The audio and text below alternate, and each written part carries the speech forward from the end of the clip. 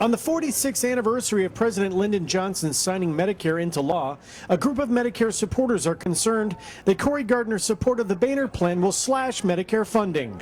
Every single plan that's been brought to the table by Representative Gardner and the Republicans has worked to gut Medicare, and we just don't agree with that kind of philosophy. Sheila Fulton, a retired Poudre School District teacher, says she's concerned about her retirement as well as her parents. I have parents that depend on Social Security, Medicare, and their VA benefits.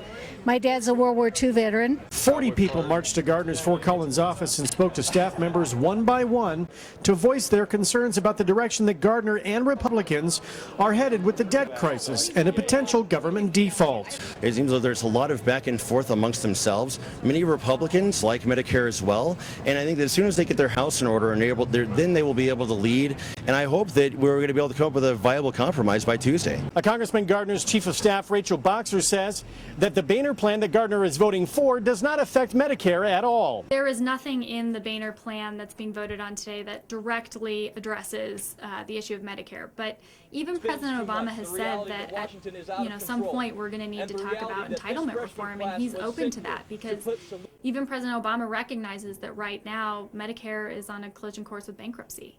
And if we don't do anything, that program's not going to be around for future generations. Boxer says not only does the Boehner plan not target Medicare, there is no plan on the Democrat side to address the debt either. Thus far, President Obama has not introduced a detailed plan of his own that would address the debt and deficit.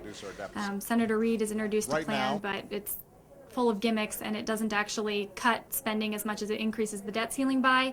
With just days left to reach deal, negotiations over raising the debt ceiling remain stalemated, but President Obama said Friday morning that he was confident that a bipartisan solution is achievable. Reporting in Fort Collins, Tom Livingston, Northern Colorado 5.